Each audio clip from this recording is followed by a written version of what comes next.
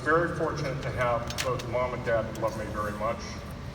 I was always a smart kid growing up. I was not understood by either of my parents because they didn't really know what to do with me. I had science experiments going on in the basement, and I had some dead animals in my freezer where our meat was kept in the house, and my mother would open it up and say, "What is that?" You know, I mean, it was a chamber of horrors.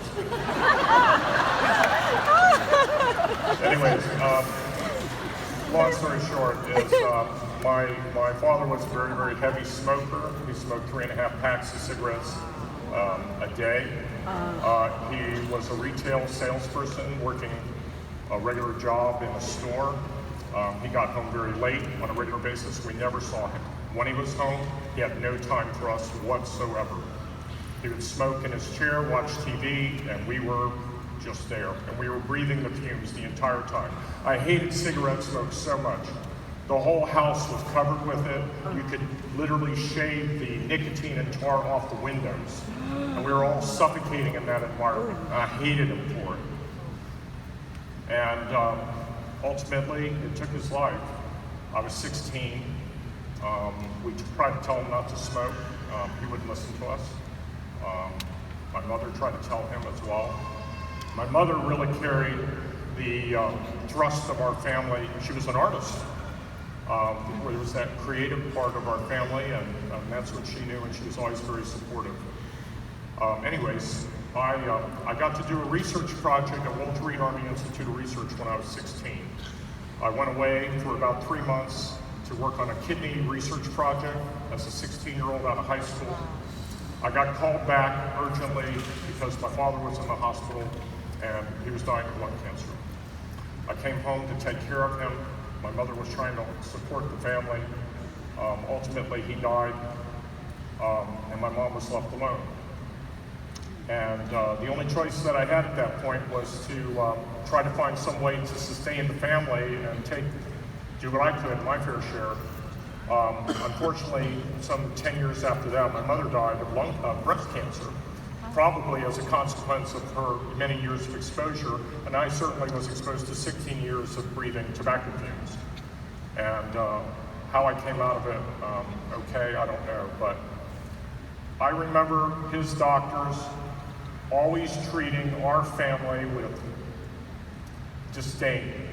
That's all I can say. I wanted to be a doctor because I wanted to improve the condition of other people, and I didn't want other people to have family members that suffered like I did as a kid while he was being treated with chemotherapy and we were being left to waste, essentially. And so I made it a point that I was going to be the best doctor that I could, and I wanted to find an optimistic specialty, and I chose pediatrics because I felt like I could make a difference. I could help children, and I could avoid this kind of stuff that we're all being exposed to on a daily basis for the next generation. And that was my mission, and that's what got me into medicine. But things change, and I've been practicing pediatrics for 35 years, and I didn't feel like I had the outreach that I should have. I had it on children, but I had these families that were in distress, families that weren't eating healthfully. They were toxic, like this, and they aren't hearing the message. And I wanted to find what else could fulfill me where I could have better outreach. And I found LifeVantage, and LifeVantage through my own PA, Debbie Zito, who is my upline and has been with me by my side as a kid. She's my second wife.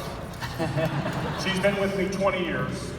And she introduced me through Sean. Sean started first, introduced Debbie, Debbie introduced me.